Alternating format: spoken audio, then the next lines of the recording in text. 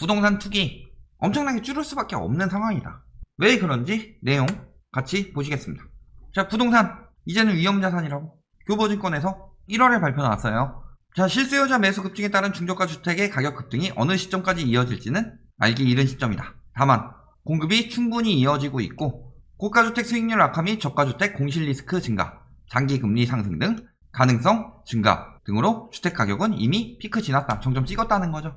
실수요자 입장에서 현금 여력이 충분치 않는다면 신규 분양을 제외한 매수행렬에 동참해서는 안되고 2년 이상 관망해야 할 시기로 판단한다. 2년 이상 관망하라는 얘기가 2년 이후에 사도 된다는 게 아니라 오른다고 하지만 관망해보셔라, 2년 내에 떨어질 것이다, 이 얘기하고 있는 거죠. 2월에 또 발표했어요. 이사 대책으로 하락 시작될 것이다. 사실은 근데 이사 대책보다는 가장 강력한 거는 710이죠. 그 전에 효과를 봤던 게 913이고 서울 아파트 매매 거래 절벽 확산되고 있죠. 자, 그 이유 중에 뭐예요? 각종 규제와 금리 인상, 규제 효과, 공급 증가, 장기적 금리 상승 등으로 추가 상승이 이어진다 하더라도 목적한 바를 이루기 쉽지 않다. 현금가치 하락 방지와 자본이익 창출을 노렸다고 할 수 있지만, 그러니까 돈 벌려고 한 사람들은 이제 목적한 바를 이루기가 쉽지 않다. 집값이 오르면 뭐예요? 오른다고 하더라도 금리가 오르고 세금이 강해졌는데, 그리고 공급이 나와서 황금성이 떨어지는 거예요. 보면은 대출 규제 강화 이런 걸로 수요 줄죠, 양도세 중과 보유세 강화 등으로 다주택 투기적 신규 수요는 거의 완벽히 차단되었다. 이제 투기 수요는 안 들어온다 라는 거죠. 그리고 신용대출 규제도 강화되면은 뭐예요? 영끌도 못 들어오죠. 그 다음에 지금 굉장히 저금리라 그랬어요. 영끌에서 샀다고 칩시다. 여기서 1%포인트만 금리 인상이 진행되더라도 1%포인트면은 2019년에 금리 더 올리려고 했었죠. 그때가 1.75%였어요. 1.5% 되는 거죠. 그 정도만 되더라도 사실은 기준금리 이렇게 안 올리고 시중금리만 보더라도 계속 올라가고 있죠. 그래도 월간 42만원의 이자 부담이 추가로 발생된다. 영끌 망한다는 거죠.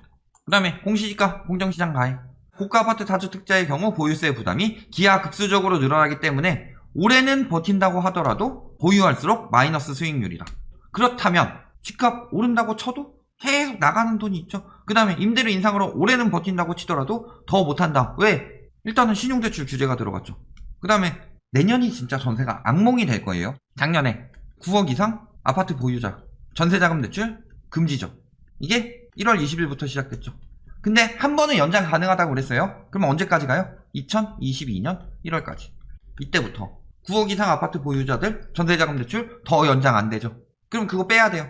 돈이 없으니까. 이거 가지고 있는 사람들이 굉장히 고가 전세를 살아준 거죠. 본인 집 전세 놓고 추가 대출 받아서. 근데 이게 안 돼요.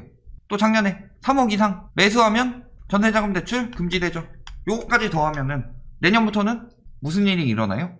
전세 시장에 유동성이 안 들어오죠. 거기다 지금 3월부터 신용대출 DSR 규제 들어가죠. 이게 굉장히 중요한 게 원리금으로 들어가서 몇십만원짜리가 100 몇십만원 막 이렇게 올라간다 상환하는 게, 이게 중요한 게 아니라 이렇게 되지 않더라도 원리금으로 따지기 때문에 DSR 퍼센테이지가 굉장히 높아진다는 거예요. 이자만 DSR로 따지다가 원리금 같이 따진다고요. 그럼 대출이 안 나와요. 어떤 분이 제보해 주셨거든요. 그런 얘기해요. 전세금을 DSR이나 DTI에 안 넣는다. 이게 문제가 크다. 왜냐면 그것도 빚인데 이것만 해결되면은 작살 난다는 거죠. 투기꾼들 싹 다 잡혀요. 갭투기 놔놓고서 돈 더 빌리려고 봤더니 돈이 안 빌려줘요. 왜? 전세금이라는 사적 대출을 받았기 때문이죠. 그런 것까지 추진하게 되면은 아작이 난다. 자, 그 다음에 신용 상환 유예 3월부터 9월까지 연장 추진 중이긴 한데, 그렇게 되더라도 상환 유예는 왜 유예해줘요? 돈이 없어서, 유동성이 부족해서. 그런데 유동성 장세라고 하고 있으니 속으면 안 돼요. 돈 많이 찍어낸다고 유동성 장세가 아니다. 돈을 10만원 찍었어요. 근데 1, 2, 3, 4 4명이서 이렇게 6번 돌면 60만원이 되는 거죠. 유통속도를 따져서 이게 창출한 걸. 근데 돈을 20만원 찍어도 1, 2 둘이서만 돌면은 20만원밖에 안 돼요. 그렇다면 어느 쪽이 유동성 장세인 거예요? 얘예요? 얘예요. 당연히 얘죠. 근데 지금 이런 상황이다. 돈은 많이 찍는데 유통이 안 되고 있어요. 근데 맨날 유동성 장세라고 하죠. 그게 유동성 장세가 아니기 때문에 상환 유예를 해주는 거고, 그렇기 때문에 뭐 자영업자 대출이라든가 재난지원금이라든가 이런 것들을 왜 풀어요? 이거를 돈이 안 도니까 푸는 건데, 이것 때문에 유동성 장세라고 우기고 있는 작자들, 또 뭐 얼마 전에 기사에 나왔죠. 모 유튜버가 재난지원금 찍으려면 유동성 증가하니까 그것 때문에 집값 오른다고. 집값 오르길 바라는 전문가들도 아니라고 해요. 저건 너무 개소리다 하면서 말 같은 소리를 해야지. 자, 실업자 증가하고 있죠. 실업자 증가한다는 건 무슨 소리예요? 직장을 잃으면은 그만큼 당연히 여력이 떨어지죠. 연끌 당연히 안 되죠. 자, 부부가 같이 일하고 있다. 둘이서 연끌할 생각으로 했는데 한 명이 실업자가 된다. 그렇다면 어떻게 돼요? 혼자서 연끌이 감당이 되냐? 안 되죠. 그러니까 실업자 늘어나는 시기고 간당간당한 사람들은 더더욱 연끌 안 하겠죠. 여력이 되더라도. 만약 진짜로 그냥 실업자가 됐다면은 더더욱 안 되는 거고. 공실률 증가하고 있죠. 수익형 부동산으로 가봤을 때 어때요? 도심 소규모 상가 공실률 급등하고 있죠. 쭉쭉 올라갑니다. 장기적 우상향이죠. 쭉 올라가고 있다. 단순히 지금 올라가고 코로나 해결되면은 원위치 될 것이다 라고 생각하시는 분들 많은데, 코로나 이후 굉장히 크게 바뀐 것 중에 하나가 인터넷 시장이 활성화된 거죠. 그래서 예를 들어서 부모님 세대, 저희 아버지 같은 경우도 인터넷이나 이런 거 잘 못 쓰시거든요. 핸드폰도 카톡도 잘 못 쓰셔가지고 문자로 찍으시고 그러신데, 나가서 막 사오기 힘들어지고 집안에 있다 보니까 배달해야 되고 그러려면 앱을 써야 되고 이제 익숙해져 가는 거죠. 잘 안 쓰던 사람들도 익숙해졌다. 그렇다면은 이게 익숙해지면은 굉장히 편하다는 걸 알게 되죠. 점점 더 오프라인 시장보다 온라인 시장이 발달될 것이고, 그 전에 오프라인을 이용하던 사람들도 온라인의 편의성을 알게 되면은 돌아오지 않겠죠. 그런데 집값 올리면서 상가의 가격을 엄청나게 올려버렸다. 그렇다면 상가는 수익률을 내기 위해서 월세를 올릴 수밖에 없게 되죠. 거기 자영업자 입장에서 월세는 올라가는데 수입이 줄어요. 누가 가게를 내겠어요? 지금 상황만큼 공실이 많진 않더라도 코로나 이전보다는 공실이 훨씬 더 많아질 것이고 수익률도 떨어질 것이다. 결국엔 목구에서 낮게 잡아서 이자만 내는 경우라든가 이자도 감당하기 힘든 경우라든가 그런 경우도 생겨날 수 있겠더라. 이런 부분 생각하시면 수익형 부동산이 지금처럼 거품이 껴있는 상황에서는 할 게 아니라는 거죠. 노후 대비로 지금 상가 추천하는 인간들, 특히 신도시 상가 추천하는 인간들은 웃으면서 받아주고 다음부터 연을 끊어버리세요. 그게 답입니다. 당신 뜯어먹으려고 하는 사람이에요. 자, 경매 건수 증가하고 있습니다. 분명히 작년에 코로나로 인해서 경매 안 열린 적도 많았죠. 그래서 그런지 매각률 뚝 떨어졌죠. 그런데 경매 건수는 늘어났어요. 앞으로 점점 더 늘어나겠죠. 왜? 그래도 20년은 코로나가 왔지만 금리를 낮춰서 그리고 상환 유예를 해줘서 조금 더 버티고 있는데 21년에는 어떻게 될까요? 코로나 후유증은 있죠. 플러스 금리 인상 있죠. 그리고 상환 유예 종료된다. 경매가 점점 더 앞으로 늘어날 것이다. 이런 게 답이 보이죠. 그 다음에 4년짜리 임대사업자들 슬슬 나오기 시작할 거죠. 올해, 내년, 특히 내년엔 더 많이 나올 것이고, 거기다가 세금 강화됐죠. 이런 부분 생각하면 앞으로 경매는 늘어날 수밖에 없는 상황이죠. 그러니까 이런 부분 생각했을 때 더 이상 안전자산 아니다라고 하는데 원래 안전자산 아니었죠. 가장 큰 문제로 황금성이 떨어지는데 주식, 채권, 금, 하다못해 비트코인, 달러 어떤 것들이랑 비교해봐도 황금성이 가장 떨어지는 게 부동산이죠. 지금처럼 거품이 끼고 이로 인해서 대출이 늘어나고 그 은행권에서 회수가 들어가기 시작했고 정부에서 규제가 지속적으로 강화됐다 라는데 아직까지도 안전자산이라고 말하는 사람들은 뭔 생각인지 도대체. 자, 그런데도 불구하고 지금 뭐라 그래요? 현금 부자만 유리해지는 로또 청약이래요. 가점제 도입 등 여러 정책이 도입돼서 투기 억제 효과가 충분한 상황에서 거주 의무가 강화되면 전세난이 더 심화될 수 있다. 왜? 새 아파트 들어오는데 여기 다 실수요니까 전세가 없어요. 전세시장 안정에 도움이 안 된다. 그래서 뭐 집값 오를 것이다. 전세가 오르면서 이런 이야기 처하고 있는데 상식적으로 생각해 봅시다. 전세가 0건 들어와요? 마이너스 아니죠. 유지죠.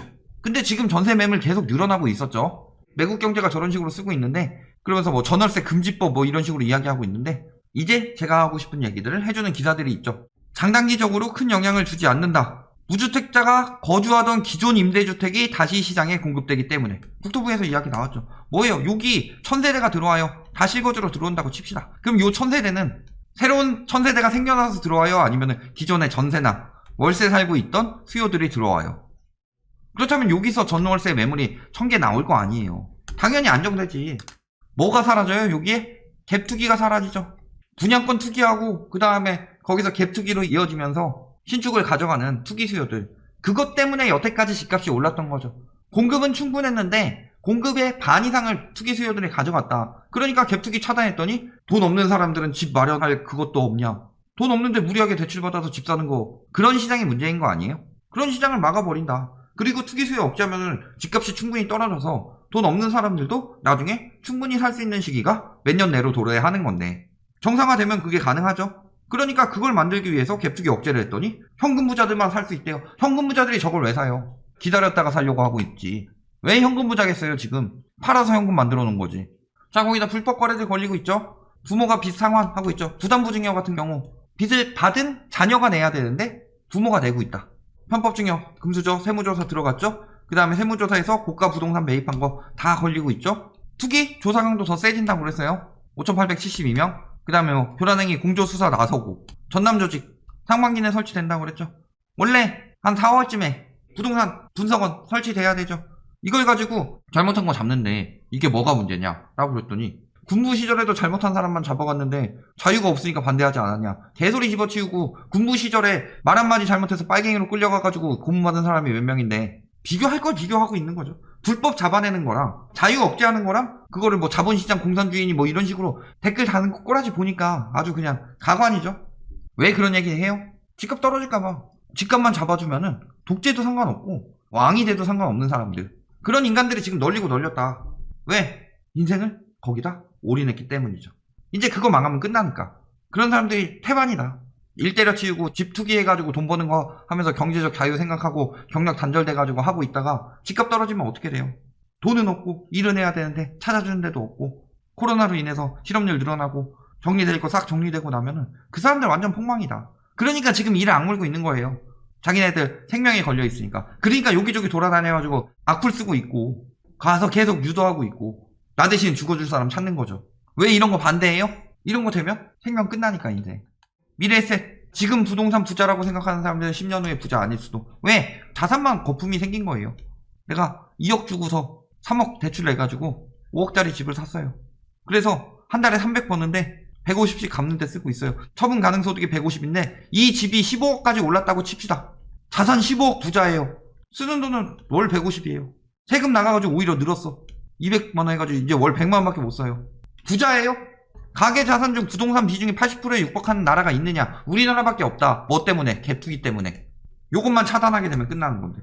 실거주 의무 부여하니까 그거 가지고 현금 부자만 산다. 이 지은 일을 하고 있으니 기자란 작자들이. 왜 제가 매국 경제라고 하는지 알겠죠? 나라 팔아먹으려고 하는 것들이다. 나라 망하라고 고사 지내고 있다. 결론 다 나오고 있어요. 세금 강화, 시중금리 인상, 대출은 축소되고 그 다음에 규제 강화되죠. 이 모든 걸로 인해서 부동산 시장이 뭐가 떨어진다? 수익률이 떨어진다. 시세 차익 아무리 많이 남겨도 세금 떼고 보유세나 이자 다 떼고 하면은 남는 게 거의 없다. 그래서 이미 부자들은 현금화했다. 이 이야기 굉장히 많이 했는데 왜 아직도 빌라 같은 거 황금성 뭐 아파트보다 떨어질 뿐이지 빌라 갭투기 막 1,000만원 2,000만원이면 된다. 그거 가지고 돈 엄청 벌 수 있다. 아니 바지 사장들이 널렸는데 알 받고 하는 사람들도 있는데 왜 돈 주면서 투기하라고 그래요? 그 알까지 지들이 챙겨 먹으려고 그러는 거지. 투기꾼들이 자기 대신에 지옥에 떨어져 줄 희생양 찾고 있을 뿐이다. 그러니까 희생양 되지 마셔라 라고 이야기하고 있으니까 보세요. 3월부터 어떻게 되는지. 2년 관망하라고 그랬어요. 아마 3월, 그 다음에 6월, 그 다음에 대출 상환 유예가 9월까지 연장된다고 하면 9월 시장이 어떻게 변해가는지 똑바로 보셔라. 그렇다면 답이 나올 것이다. 여기까지 말씀드리겠습니다.